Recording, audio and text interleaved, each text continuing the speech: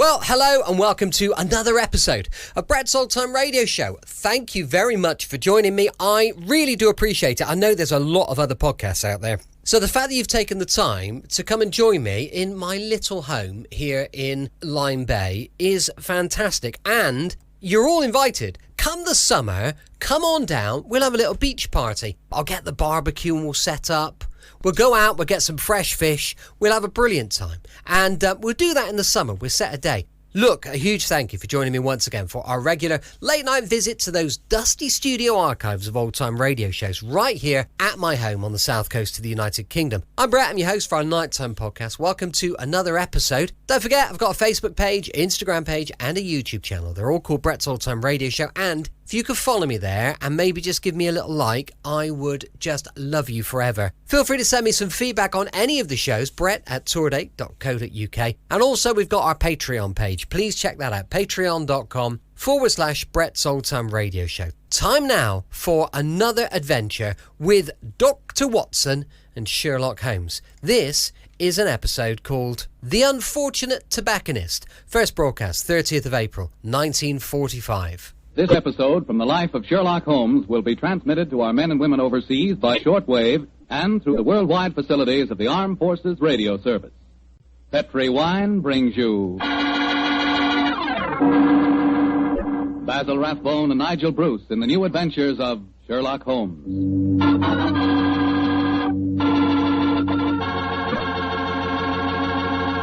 The Petri family, the family that took time to bring you good wine, invites you to listen to Dr. Watson tell us about another exciting adventure he shared with his old friend, that master detective Sherlock Holmes. It began on a summer evening in 1906. I'd been for a long walk in the park, I remember, when I returned to Baker Street and entered our rooms.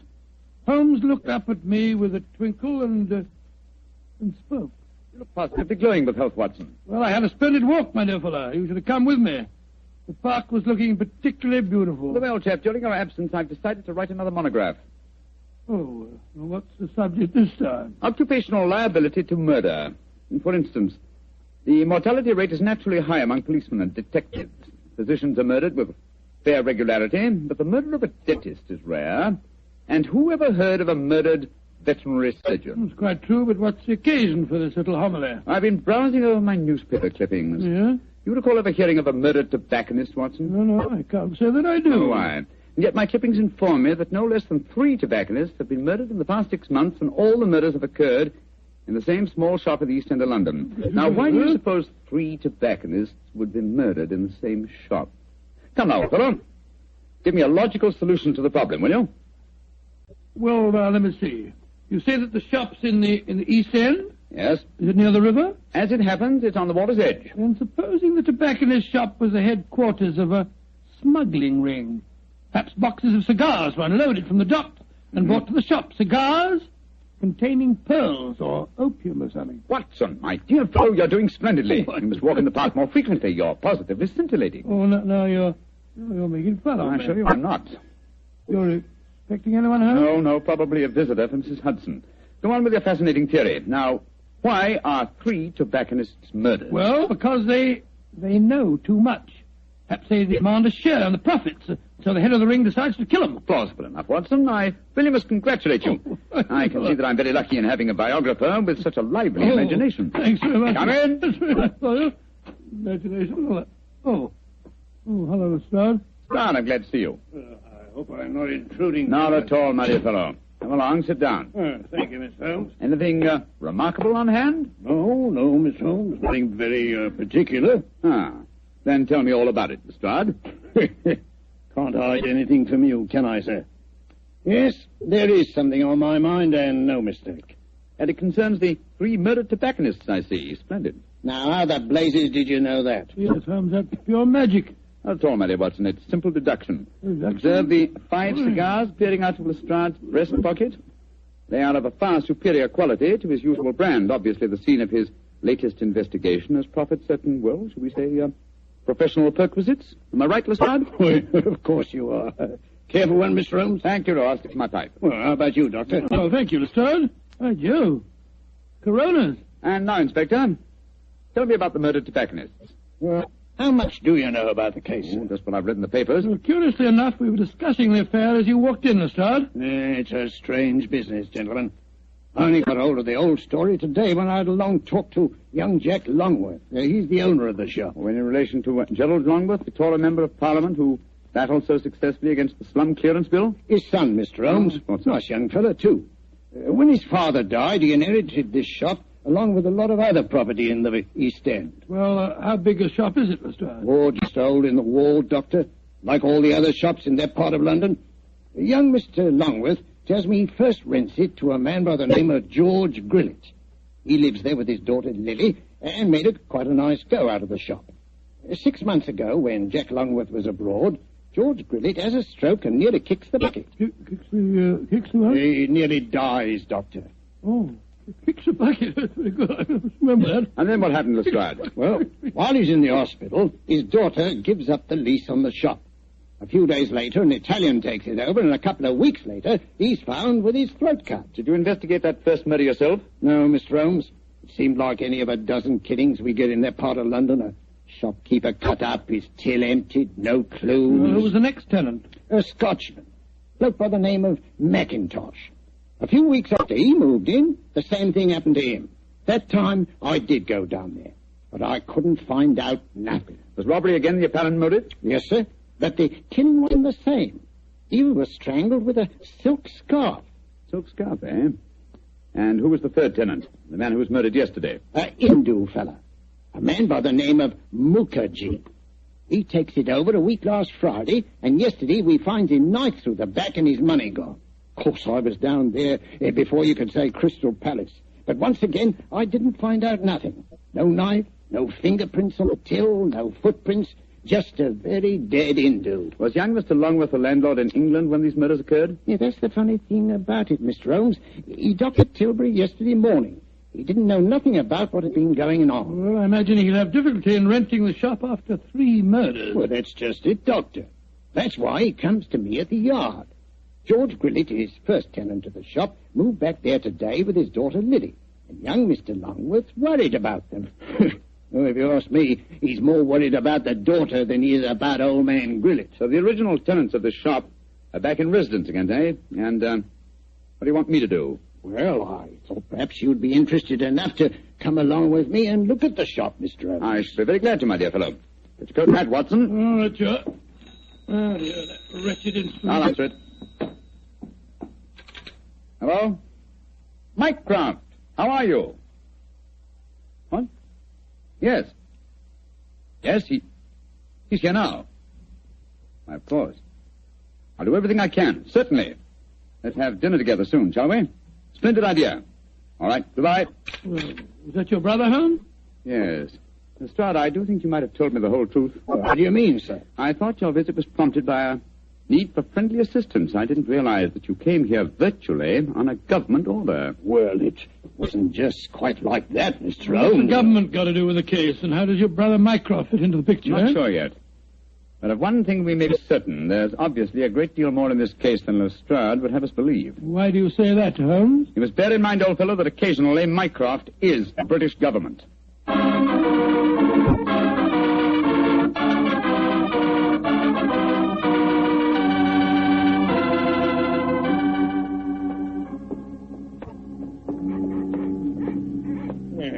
Nice part of London to take a walk in on a foggy night, ain't it, gentlemen? All our policemen work down here in pairs, you know. Yes, I don't blame them. It's a vile neighborhood. There's the shop just ahead of us, with a sign hanging out. Hello, there he is again. Oh. See that bearded Hindu skulking off around the corner there? Oh, yes. He's been haunting the place ever since I came down here. So a bearded Hindu haunts the place, eh? Yes, and yesterday, Holmes, the Hindu proprietor of the shop was murdered. Exactly. Well, here we are. I'll go in first. Depressing looking place, huh?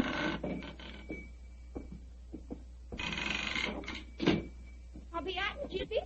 That's Lily, George Grillet's daughter. Helps him with the shop. Sorry to keep you wet. Oh, Oh, it's you, Inspector Lestrade. Yes, Miss Lily. I brought some gentlemen to see your father. This is Mr. Sherlock Holmes and Dr. Watson. Pleased to meet you, I'm sure. How do you do, Miss Grillet? How do you do, young lady? Is your dad home? No, Inspector, he won't be in till after dinner. Went down to the docks, he did, to see about some cigar shipments. Mr. Longworth's here. If you want to see him. We were just having some tea in the back room. Yes, I'd like these gentlemen to meet him. Jack, come out in the shop, Jack. What is it, Lily? Oh, Inspector Lestrade. And this must be Mr. Sherlock Holmes and Dr. Watson, I'm sure. How do you do, sir? How are you, Mr. Longworth? I'm very glad the inspector was able to persuade you to come down here, Mr. Holmes. I'm dreadfully worried about this business, particularly since Lily's father insisted on coming back here. I'm afraid they're in great danger, but I can't make Mr. Grillet see it. Young lady, I wonder if I might ask you a few questions. Well, of course, Mr. Holmes. Before your father had his stroke, did he receive any threats concerning his occupancy of the shop? Well, if he did, he never told me about him. But it wouldn't surprise me. I often told him his biggest enemy is himself. If you know what I mean. Yes, I think I do, Miss Grillet. When your father had his illness, who decided to give up the lease on the shop? I did. No money was coming in, and, well, it looked like Dad might be an invalid for life. Of course, I couldn't run the shop by myself. Anyhow, I never did like this part of London. It wasn't the right business for Father. What was his reaction when you told him to have given up the lease? Oh, he was awful angry with me. Said I'd no right to do it without asking him. By the way, we saw that bearded Hindu again as we walked up just now. He's been hanging around ever since we came back here, Inspector. Well, has he actually come into the shop, Miss Grillet? No, but he keeps walking by and looking in the window. I'm sure if we both went into the back room or left the shop for a little while, well, he'd come right in. Then I suggest we give him the opportunity he's seeking. Miss Grillet, I wonder if you and Mr. Longworth would mind leaving the shop for a while. Of course not, Mr. Holmes. To make your departure rather ostentatious, shall we say, so that he can't help noticing it. Give us half an hour or so and then come back. Perhaps you wouldn't mind going with them, Lestrade. But, Mr. Holmes, this is my case. I know, but in a situation like this, Watson and I work much better alone. We may have to go a little outside the law, and your presence might embarrass us. You'd never think I was a detective, too, would you? Very well, We'll be back in Mr. half an Holmes.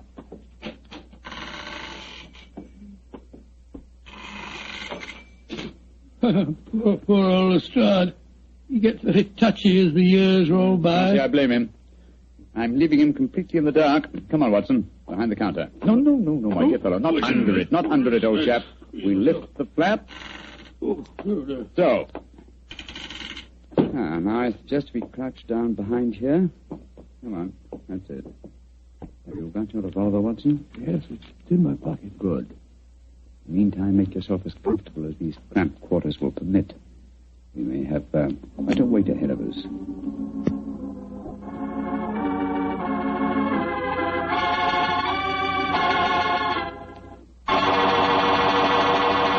Look, Holmes. There's the Hindu now, peering through the window. Revolver handy. Yes, sir. Here he comes.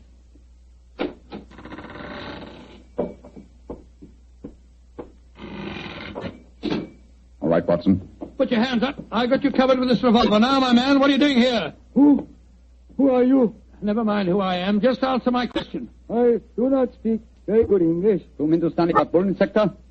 सकता है. तो तुम इधर आया? देखने को आती है. तुम्हारा भाई हमको हुक्म दिया. तुम्हारा भाई? तुम जा नहीं सकता? बहुत अच्छा. Salam. No, you don't, my man. Just you stay where you are. It's all right, Watson. Let him go. He's on our side. I wish you'd tell me what in thunder's going on. Who that man was and why you let him go. He's an investigator from the Foreign Office, old chap. Given his instructions by my brother, Mycroft. Mycroft? Yes, old fellow. When my brother fails to tell me all the facts concerning this case, I begin to think these triple murders have far greater ramifications than we ever dreamed of.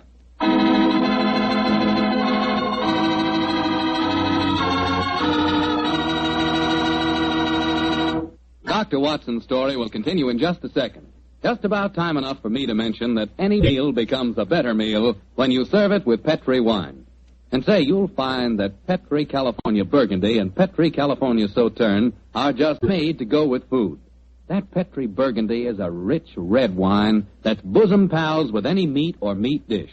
Boy, what a flavor. And that Petri Sauterne is the delicate white wine that's just perfect with chicken or with fish. Yes, sir, with food, You just can't beat a good Petri wine.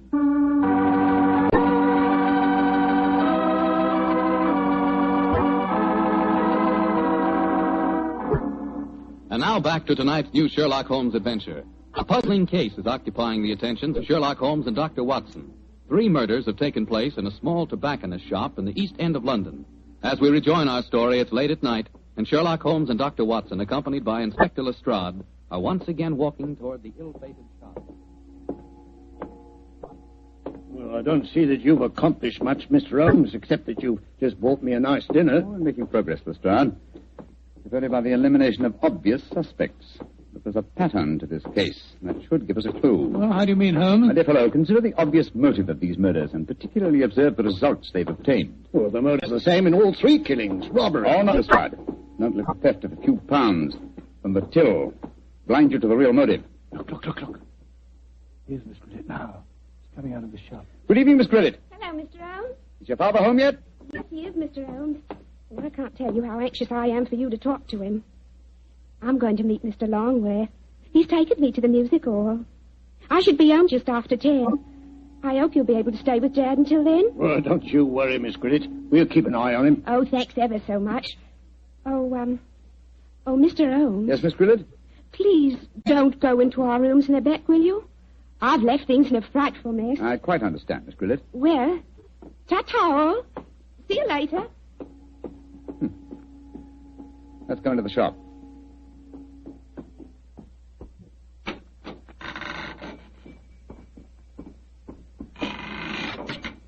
Oh, is it? Oh, it's you, Inspector. Here, these gentlemen, Mr. Sherlock Holmes and Dr. Watson. Oh, how do you do, sir? Good evening, sir. Good evening. Did you meet young Lily just now? Yes, she told us she was going out to the music hall with Mr. Longworth. Yes. I'm afraid we had quite a set to about that. A very strong-willed girl, Lily, very strong-willed. Am I to assume that you disapprove of your daughter's association with Mr. Longworth? Yes, of course I do. He's a toff. He's got lots of money. Lily's so blind she can't see that he's up to no good. I'm pretty sure he's afraid I might find out what's really at the back of these here murders. And what is your theory, sir? Well, I'll tell you this in confidence. Got nothing to back it up now, you understand. There's been talk of widening the docks around here. That'd make property values go up, you see, of course. Well, young Longworth's been trying to buy up all the other shops along the waterfront here, but they wouldn't sell. If you ask me, he's had these murders done just to frighten people away so that he could buy cheap.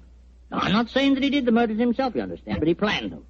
Why, in these parts, it's easy enough any night to get a throat cut for a couple of quid. Yeah. That's why I'm glad you're here, gents. You see, I just got another warning. Warning?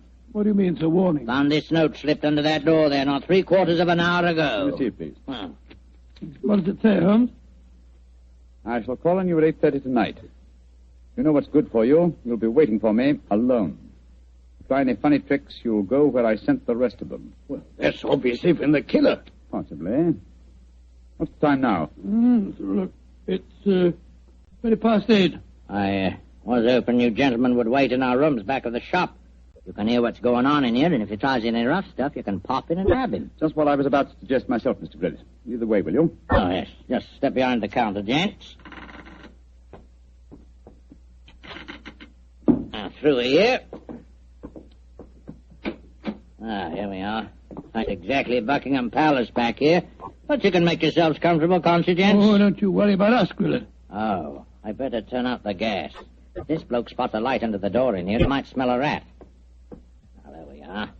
Now, as soon as I see him coming in the shop, I'll knock twice on the door, like this. And that'll give you the signal that he's here. Is that right? Right, you are, Grillet. All right, now keep your ears open, gents. I may need your help. Where are you, Holmes? I can't see a thing. Over here, Watson. You know, I've got another theory why Jack Longworth might be at the back of all this. You listening, Holmes?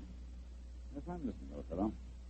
What is your theory? Longworth knows that Grillet doesn't approve of his having anything to do with Lily. So when he goes abroad, he leaves instructions to murder the tobacconist. The assassins don't know about Grillet having a stroke, of course, so they keep murdering the wrong fellow. Well, that makes very good sense, Doctor. What do you say, Mr. Holmes? Holmes. Holmes. Where are you? Marcel, he's disappeared. No, I haven't. I was just exploring. Shh. That's the signal. There goes the front door. Somebody's coming.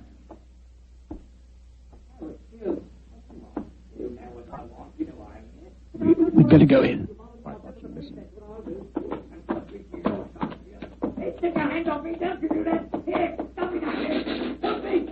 We've got to get in there at once. Open the door. Well, it's locked. Never mind that. Get your shoulders into it. Come on, help me.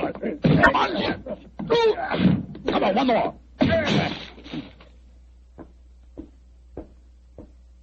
Poor devil.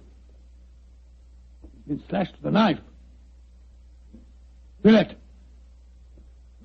Well, the killer got away. I'm going after him. Lestrade, conserve your energy. Your murderer lies there. But that's Grillet. Of course it is. Search his pockets, Watson. I think you'll find a blood-stained knife. Let's have a look. Good Lord. Here's a razor in his pocket. It's covered with blood. You mean to say that he slashed himself? Let's slip the handcuffs on him, Lestrade. While he's still play-acting, he may be more difficult to handle when he realizes the game's up.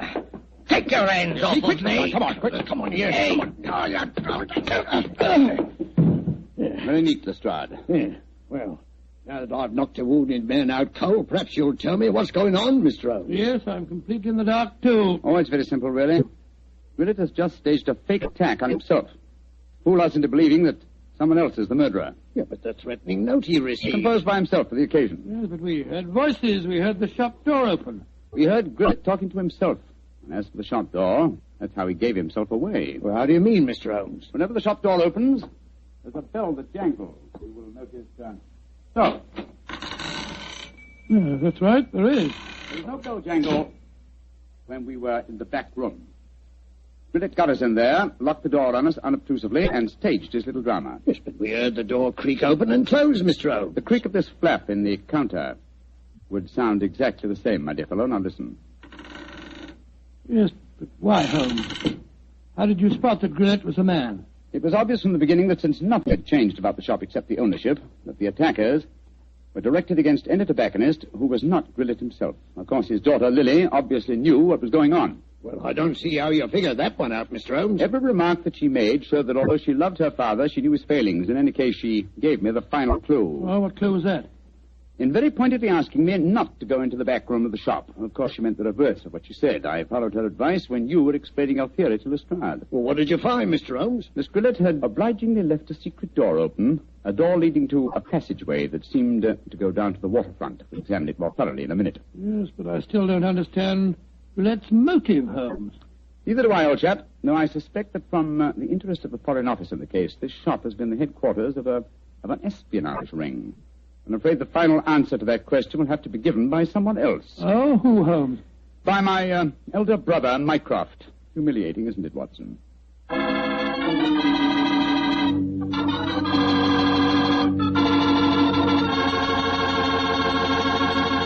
And what was the final answer to the question, Dr. Watson? Well, Holmes was right as usual, Mr. Foreman. The shop had been the headquarters of a spy ring operated by Grillet. And many international criminals had been smuggled into England off foreign ships moored up the river. And did Mr. Grillet hang for his crime? No, he didn't, my boy. Before he came to trial, he had another stroke and he died. Probably just as well for his daughter's sake. Oh, his daughter. Yes, a lovely girl. Did she marry Longworth? Indeed she did. As a matter of fact, I danced at her wedding. It was a very wonderful wedding reception. See, you would have been there yourself, Mr. Foreman. In fact, you'd have liked it very much. They served a pretty good wine. Was it a Petri wine by any chance? Oh, well, it was so good it easily might have been. You mean because Petri wine is the kind of a wine you can't forget? That's exactly what I do. Well, that's because the Petri family really knows all there is to know about the fine art of turning luscious, sun-ripened grapes into fragrant, delicious wine. You see, the Petri family's been making wine ever since they started the Petri business way back in the 1800s. And they've been able to hand on down in the family, from father to son, every bit of their skill and experience. That's why Petri wine is so good today, because Petri took time to bring you good wine. And say, don't forget to take a moment yourself and send for your free recipe calendar. Remember, send to Petri Wine, San Francisco 26, California. This offer is intended to apply only in those states and other localities where its acceptance is permissible by law and regulation. And now, Doctor, do you feel like giving us a hint about next week's story? Yes, I do. Next week, Mr. Foreman, I'm going to tell you a strange adventure that happened to Holmes and me in the West End of London. It concerns the death of a famous actor who was portraying the part of an equally famous man, Sherlock Holmes. Thank you, Doctor. See you next week. And say, from the news we've had so far today, maybe by next week at this time we'll hear some really good news from Europe. I certainly hope so, Mr. Foreman. But let us remember the war won't be over when Germany quits. We've still got to lick Japan.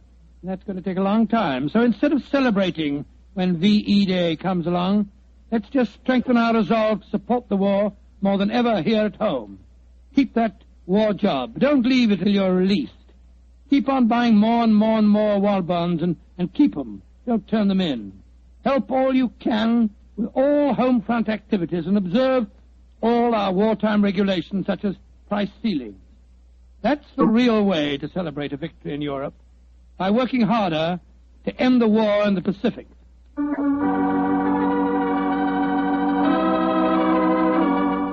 Tonight's Sherlock Holmes adventure is written by Dennis Green and Anthony Boucher and is based on an incident in the Sir Arthur Conan Doyle story, The Adventure of the Six Napoleons. Mr. Rathbone appears with the courtesy of Metro-Goldwyn-Mayer and Mr. Bruce with the courtesy of Universal Pictures, where they are now starring in the Sherlock Holmes series. The Petri Wine Company of San Francisco, California invites you to tune in again next week, same time, same station. Meanwhile, don't forget to take advantage of our offer of a free recipe calendar. Oh, the Petri family took the time to bring you such good wine. So when you eat and when you cook, remember Petri wine. To make good food taste better, remember... Petri wine. This is Bill Foreman saying goodnight for the Petri family. Sherlock Holmes comes to you from our Hollywood studios. This is the Mutual Broadcasting System. Welcome back. Hope you enjoyed our latest adventure with Sherlock Holmes and Dr. Watson. Tomorrow, we're going to be back with an episode of Rocky Jordan. So we'll be winging our way to the Cafe Tambourine over in Egypt, going live 5 p.m. GMT, so make sure you don't miss it. You can email me, brett@tourdate.co.uk. I'd love to know your thoughts on the show. As I mentioned, got a Patreon page, patreon.com/Brett's Old Time Radio Show. Thanks so much for listening.